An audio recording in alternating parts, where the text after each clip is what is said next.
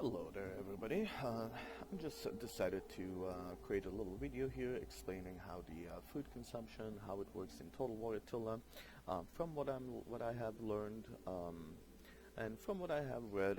It seems like there is quite a amount of complaints or misunderstandings and complications happening within a couple new systems that are introduced into the Total War Attila. It actually is not as scary as we make it out to be. And food balance is actually doable. In this case, in this video, I'm controlling the Geats faction. That is a Nordic faction. I'm not doing a playthrough with migrating nations. I am localized in my regions. Therefore, this will be only applicable for the regions, for the factions that you're not migrating with, or a playthrough without a migration. With the Geats, of course, before we go any further, just a couple things. I added some coins into my treasury just because, so I will be able to change certain buildings real quickly to be able to show you what I am doing. And again, because I'm playing Geats and this is my actually first playthrough, there will be minor differences in between different factions. However, with the Geats, it will be very similar to many other Nordic nations that are available for a playthrough. Let's explain what is added. First thing is, well, lands now have base fertility levels associated with them. For each region, that value changes. In this case here, I'm going to explain this. I'm on 430 AD because another change that is applied now with Total War Attila, which is a climate change that is happening over time slowly. That also affects your base fertility levels on your lands. So what does that all mean? When you go to your default tab key on your strategic map, and the top right hand side here, you can just click this real quickly, and that will give you the fertility levels for the available lands that the fog of war is lifted. Here you will see I own there are islands here, certain Central European regions here as well, and finally, of course, the Nordic area, the starting Geats area, the whole region. As you can see, the infogram tells you what these colors mean. Red being infertile lands, and greener the color, the better the base fertility is. In this case, for example, here in Galicia, we're looking at base fertility level +5. Now, as we mentioned, the climate change is introduced. With certain time frames, you will start receiving a penalty to your base fertility level. The highest point of the highest number of base fertility you can have is 5. The climate change will introduce slowly, starting with a -1 penalty at 400 AD, a -2 at 420, and finally a -3 at 435. Basically bringing even the richest soil into a base fertility level down to level 2. Well, how does that affect, and what does that actually mean? Let's get to that real quickly.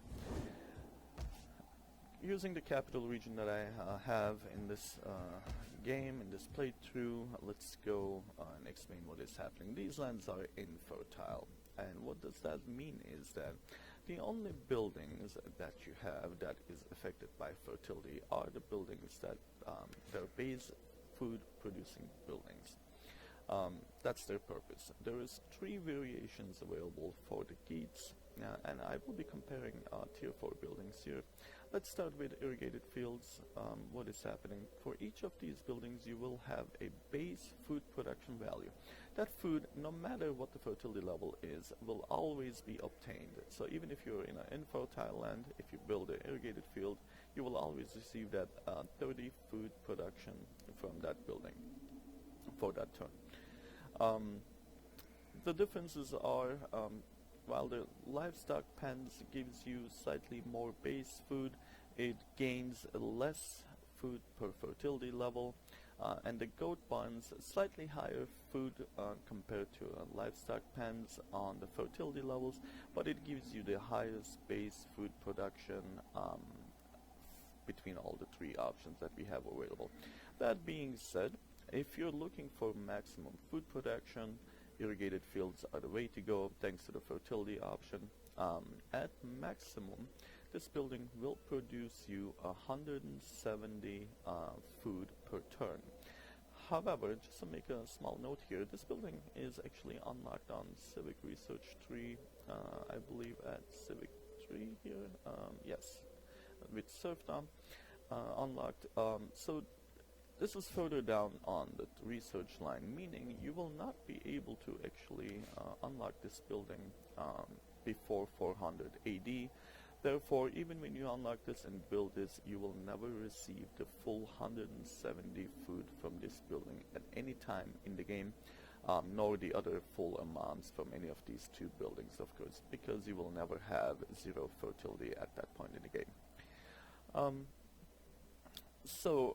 The other thing is, of course, if you're looking for food production, the only time that irrigated fields is going to produce more food than the other two buildings will be if the base fertility level is 3. Anything below that, you're looking more food production with goat barns at that point. So when you're building or establishing your economy, as logically, when you think about it, if a land is infertile, well, you do not want to have a building that is not going to, or that is going to be depending on fertility. Therefore, building a goat barn that has a high base food is much more logical than actually having a field, or in this case, livestock pens. But with the Geats, there is a slight difference here. I can't compare it to any other factions at this moment, but a couple of these buildings actually give you nice little bonuses and unit production. So if you're looking for producing certain types of units, you will have to build these buildings even though if you're not making or receiving as much food out of it. So the game kind of forces your hand to make certain choices, of course. Now, are these the only 3 buildings that allow you to produce food? In case of Geats, that is not true. We have a couple other options available here. First one, let's go to the civic option here. With the city communal grounds, you do have option for the market stalls at tier 4. This building will give you income as well as plus 60 food for your economy. Another building will be, of course, sanitation. Remember, this is a city-only building. Same with the sanitation. When you go to city food storage, the granary option at tier 4 becomes a smokehouse. It gives you a plus 90 food from reserves. Now, the wording is a bit interesting because plus 90 from reserves may make it sound like you need another building that produces food to be able to get this food. That is not true. You can have this building by itself, and it will always give you plus 90 food no matter what. Another option, of course, are the ports. In this case, the fishing ports. Fishing ports are actually quite good to have. The reason being the base food production at tier 4 is plus 90, the highest, higher than any other building that produces food and for that region. The good thing about this is that, well, there is no adjustment with the fertility, so you will always get that straight 90 food. On top of it, of course, income increase from wealth. Now, is this it? Actually, no. There is another type of buildings, a series of buildings that will give you food, but they are resource dependent, meaning they are only obtained via certain resources. I feel this part of it, people have hard time realizing what these buildings do. There are 4 of them: salt, furs, olives, and orchards. Let's go compare the salt and furs here, because they're very similar. Starting with the salt, at tier 4, you will notice that this trading post gives you a plus 90 food from reserves. Again, this is by itself. You don't need any other building to sustain that 90 food. And of course, a really nice 900 income. Why is that important? Because this in itself will be saving you a slot within your building browser here. Meaning you could leave, for example, a goat barn out and just build a salt trading post, and you will make more, produce more food than a goat barn would. Remember, these numbers are also not affected by fertility, which is a plus. Furs is very similar, just slightly less income, same amount of food produced. One of my, well, the other two are olives and orchards. Phenomenal buildings to have. Let's look at this olives. At Tier 4, olive oil mill will produce you 170 food. This is the same number as irrigated fields at Tier 4, but it is not affected by the fertility level, so you will always receive that 170 food. Remember, 170 the amount is enough to sustain a large Tier 4 city, which consumes only 140 food. On top of it, a little nice bonus, 20% commercial building income increase, so you can change your economy according to it. A must-have resource, or if you do have a resource, a must-have building, please don't ignore it. Orchards, personal favorite here, it splits into two tiers. First one becomes a winery at Tier 4, again 90 plus food, and on top of it a plus 9 public order. For those who have played the game for a while, you will realize plus 9 is actually pretty nice bonus here. With the Geats in this case on the city communal grounds, the only option to, well, one of the only options actually to produce public order. One of those buildings is called a Tier 4 Hall of Elders, and it will give you the exact plus 9 public order bonus. So that number on the winery is great. Now, it even gets better in a sense. Food dryer, again, plus 170 food, which is, again, to be able to sustain a large city, not affected by fertility levels. And, of course, a plus 5. The number is slightly less, but it is still a plus 5, still beneficial to your region in this case. The difference, of course, between the two of these is one of them is going to be producing more resource, more wine, giving you a little bit more income return on trade values if you do trade, and here milder production is less. Well, overall you're getting more food for your region.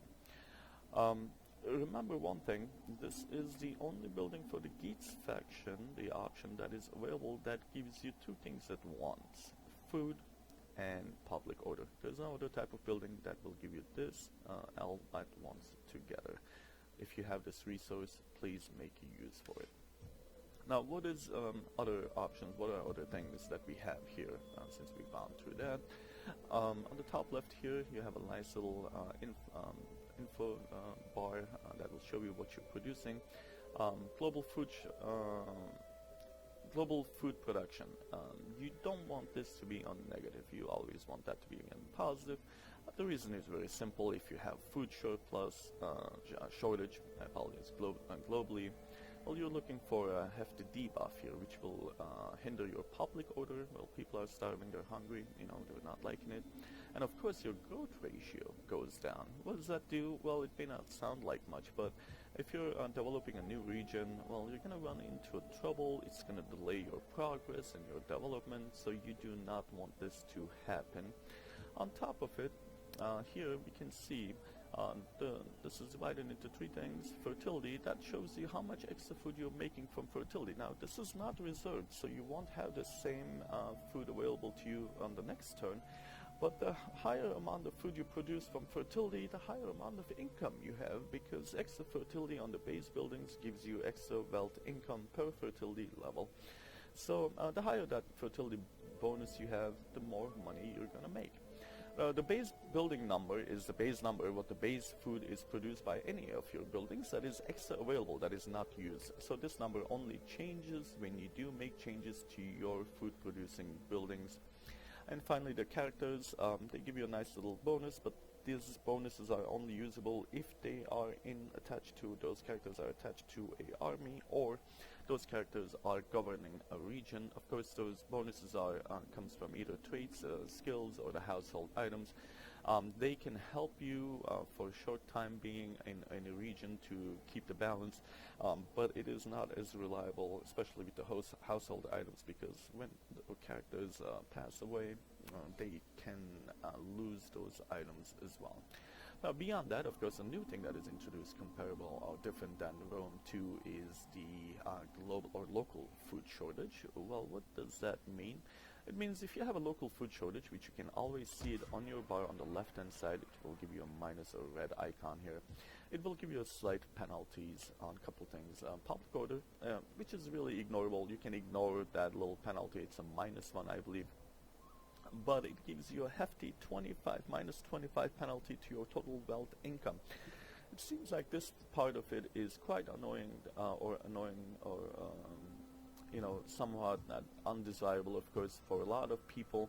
But we have to think about it in a logical sense. In Rome too, it made it quite easy to build certain regions and ignore the rest of the world map and whatsoever. In this case, Attila Total War is kind of forcing your hand to make more logical decisions on if you want to have local food shortage to happen or not. You know, it's a risk and a reward system. Everything has to have a fine balance in this game. Therefore, you're making a conscious choice here. The local food shortage, when it happens, again, logically thinking, they need food. They don't produce enough food, so the food has to be delivered to them. It is costly. Why? Well, at that time frame, you know, preserving a food, delivering a food long distances was never efficient. It was hard to do so, and therefore it can be said that it's normal that we do have that little penalty there. Remember, that penalty can be adjusted. How so? If you do have certain buildings, and if you have actually accompany those buildings with bonus. So let's say you have a commerce building, and if you have a building that gives bonus to your commerce, you're initially, technically speaking, reducing your wealth penalty by having those buildings available. Bonuses help, but you will never be able to get that bonus below 0 or to 0.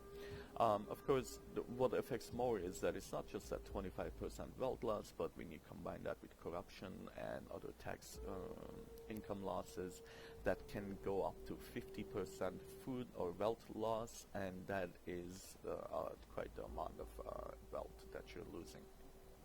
So, one thing, of course, quick note here is that with the Geats, you know, people like to do the regions that are dedicated to military. With the Geats, you will realize when you play this faction, a lot of the buildings are not only dedicated to unit production.